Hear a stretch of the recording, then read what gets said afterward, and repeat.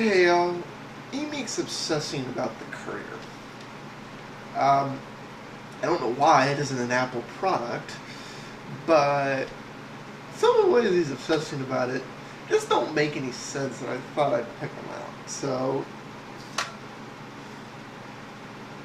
let's get into this. Now I want to give you my quick opinion on the Microsoft Courier that everybody's so excited about. Let me tell you why you shouldn't be excited about this.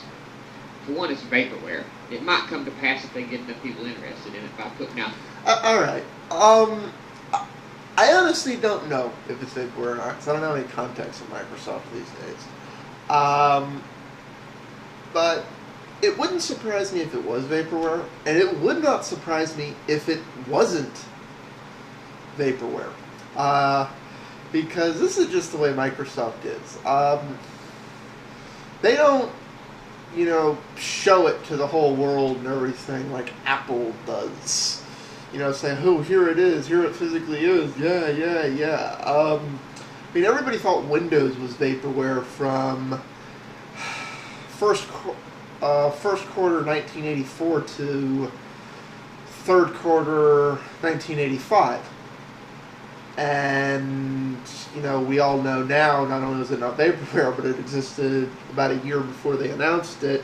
It just wasn't Plan A, and their plan was to abandon it if they could get Plan A to work. So, that's that. These fake screenshots and stuff. But, excuse me, this fold design has been tested in the past, and there's a reason why Apple didn't go with it. For one, are these screens going to be the same size as the iPad screen, meaning 9.7 inches? If it is going to be that big, there's going to be two of them. So since the iPad is 1.5 pounds, which I'm sure is the absolute lightest Apple could get something that size with the capability in it that it has. So I'm assuming Windows won't be able to do much better. So we're talking two 1.5 pound slate devices inside of one notebook. Okay, that's the first thing. His math's a little faulty, though. As Emeek is so glad to point out, Apple makes all their products out of aluminum. And I'm not saying aluminum is a heavy metal, but it's heavier than plastic. Which means Apple is trading a nice, pretty, shiny aluminum skin in exchange for functional electronics. If this thing's real, I guarantee you it's going to have a plastic case. And plastic's lighter than aluminum. It's not a hell of a lot lighter, but it's light enough. I would bet on a device like this it'd make up for 1 pound, maybe 1.5 pounds. Which means I could see them making this device be 1.5 pounds to 2 pounds, not the 3 pounds plus Eric's math's coming out to be. One of the many reasons to use plastic over aluminum. Makes a big difference in the weight calculations and lets you put more of your weight into functional electronics. So we're talking 3 fucking pounds worth of Courier? A stylus?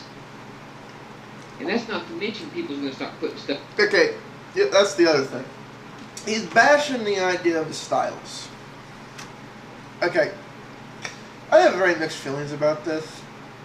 But he goes into logic about why, Apple doesn't include anything. Everything's an optional extra feature that you can buy from them. We're not trying to get in the accessory bit. Well, actually they are. It's like that is the whole idea behind Apple. We'll have the optional add-on accessory that you will then buy and you will pay full retail markup on. Whereas if we included it in the device, it'd be anywhere from 1/3 to 1/10 the cost to the end user because it would be distributed over every single one of the items sold. If I add a USB connection, and I add just the USB connection and the solder to add it on the board, versus the USB connector, the plastic in the case of Apple, rubber for the wire, the extra copper for the wire cord, and I'm ordering less of these. I'm having additional manufacturing costs. They're probably being made by a different manufacturer versus adding this extra 50 cents worth of things and distributing it over the course of a few million units. The end cost to the end consumer is somewhere between, after all full retail markup along the line, 50 to 75 cents a unit, not even $1.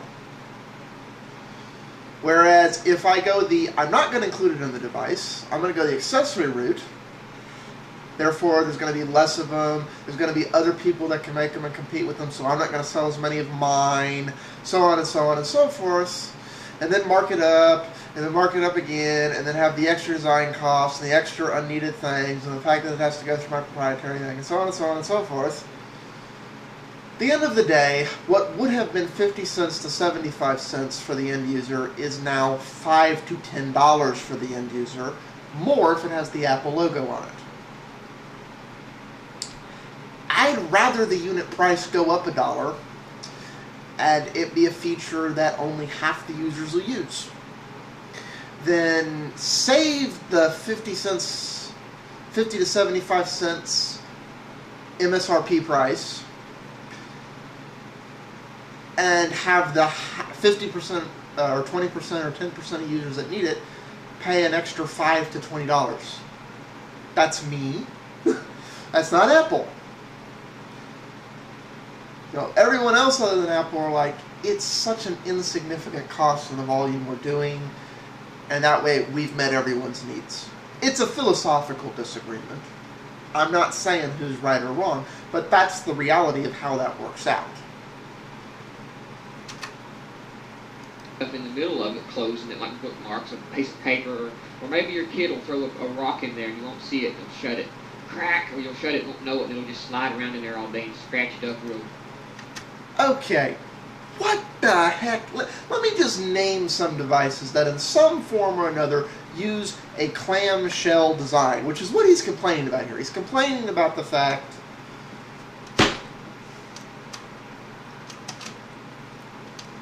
that it's using a clamshell design, where it goes, Let me name the devices that use that design. All laptops, including Apple MacBook and MacBook Pros. Clamshell cell phones. Nintendo DS's. If you remember way back in the day, the personal organizer things. And somehow, the users of all these devices managed to avoid throwing a rock in the middle and closing it on it. Wow, this design just fails. It sucks. Nobody does it. To be honest, I think that design has less chance of the complaint he's complaining about, which is accidental screen scratcher, than the design that most of us use, including the one that my G1 uses, and the iPhone and the iPad and other devices like that. That's why we put screen guards on those. Because when we take those and shove them in our bag or shove them in our pocket or other stuff, the screen is directly exposed to rub against everything else it comes in contact with. If you don't put a screen protector on these devices, odds are one of these days you're going to forget, oh wait, my keys are in that pocket, and shove it in there. Or you're going to shove it in your backpack and then, accidentally shove pencils in there, or the pencils are going to roll over from the side divided pocket into that one, or so on and so forth, and they'll accidentally scratch it up. That's why I find it very interesting that Apple recently made the decision that iPad screen protectors are not allowed in Mac stores. I know it sounds crazy, but that's actually true. Any case and any protector that, had a screen guard is not allowed anymore. They don't want you putting screen guards on the iPhone. Well, I'm going to go if I have an iPhone, I'm going to go to the flea market, whether Apple wants me or not, and protect it, because I don't want to risk that screen getting scratched. A device like this, its default closed status, when I shove it in my bag, all the screens are protected. I'm up on time. I'll cover the rest of this in one more part. Peace out, all.